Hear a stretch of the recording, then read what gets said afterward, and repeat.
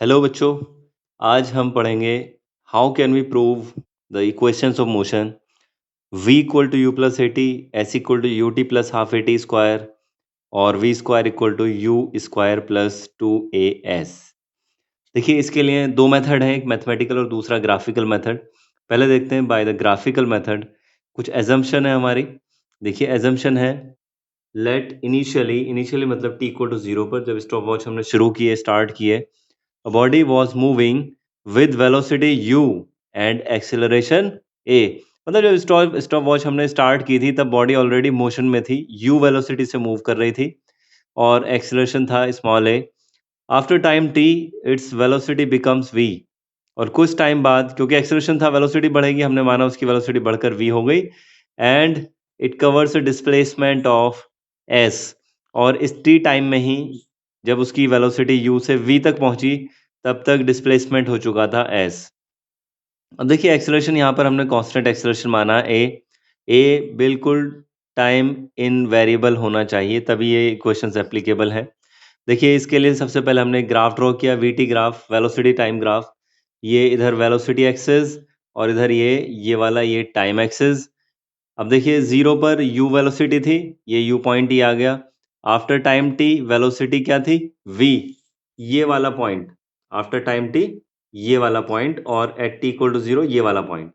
अब हमें पता है क्योंकि कांस्टेंट एक्सेलरेशन है, कांस्टेंट एक्सेलरेशन के लिए वेलोसिटी टाइम ग्राफ एक स्ट्रेट लाइन होती है। हमने एक स्ट्रेट लाइन ड्रॉ कर ली, इस टाइप से ग्राफ आया और इस ग्राफ का नाम रख दिया हमने o, इस वाले पॉइंट का नाम रख दिया हमने b, ये सॉरी ए बी सी और ये वाला पॉइंट ये पॉइंट डी।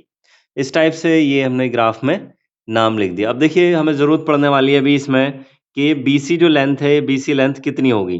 देखो बी से डी तक की डिस्टेंस ये वी है और सी डी कितनी यू, यहाँ देख सकते हैं हम, ये रहा यू यहाँ तक की और ये डिस्टेंस वी। तो जो बी सी है, बी से सी तक डिस्टेंस ये होगी वी माइनस यू, ठीक है। और ओ से डी तक की डिस्टेंस कितनी होगी, देखो टाइम एक्सिस पर ये रहा टी लिख रखा है ना कोऑर्डिनेट, ये बताता है ओरिजिन से यहाँ तक डिस्टेंस कितनी है। तो इसको भी हमने यहाँ पर शो कर दिया कि ये डिस्टेंस है टी, ओ से डी तक की डिस्टेंस ये टी डिस्टेंस है। अब देखिए first equation of motion, first का प्रूफ देखते हैं। मैं पहले सेट कर देता हूँ अपना स्लाइड को सेट कर देते हैं। देखो फर्स्ट इक्वेशन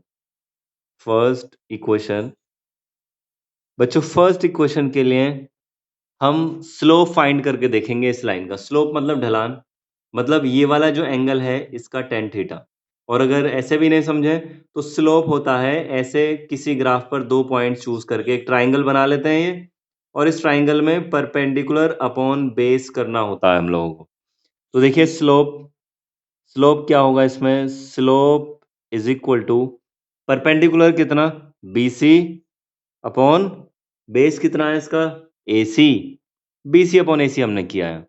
अब हमें पता है we T graph velocity time graph में जो स्लोप है ये एक्सेलरेशन बताता है। Slope gives us acceleration, slope of we T graph gives us acceleration.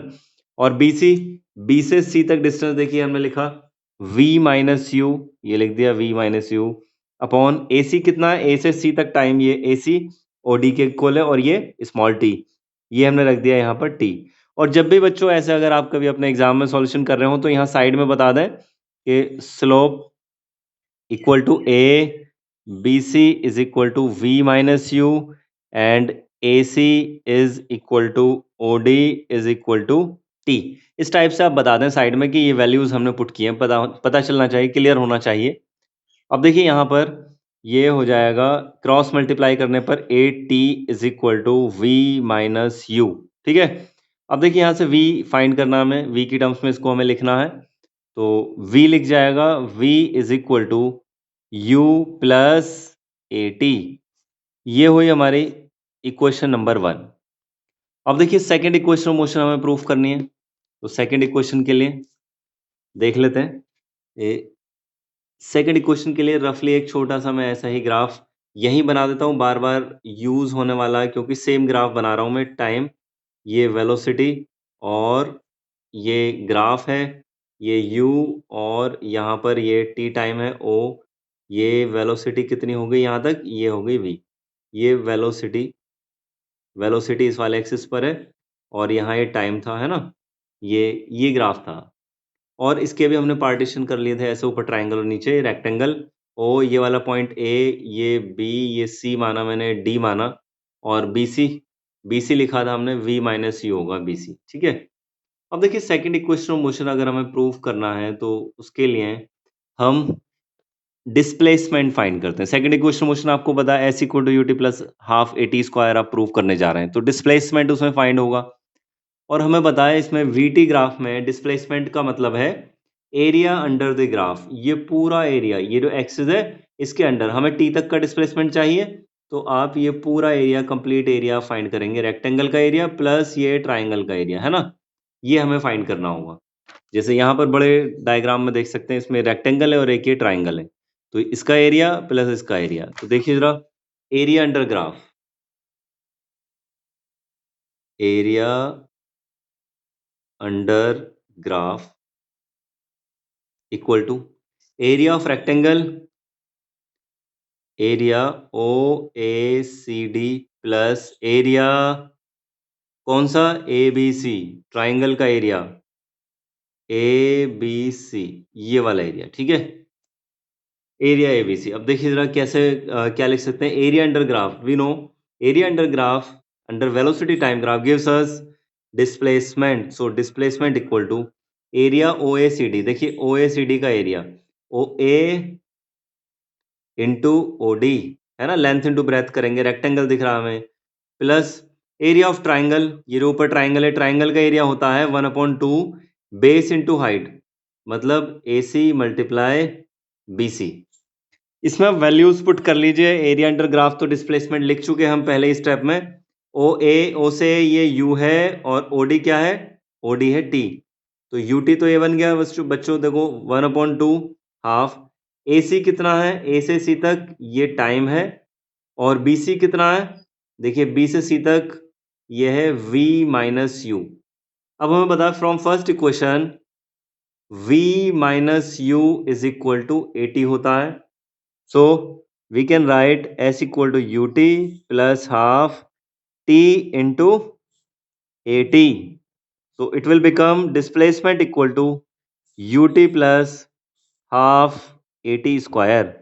So it is second equation of motion. Now we can calculate third equation of motion. It is for uh, second equation, second equation, ठीक है?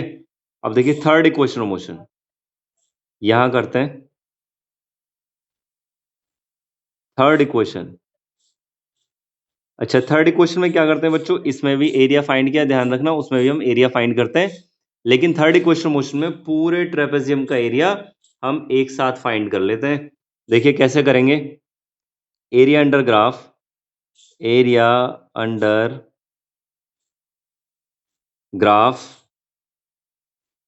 Graph के under area equal to area, trapezium का क्या नाम है देखो यहाँ, ओ A B D, या ओ ए बी और ये डी।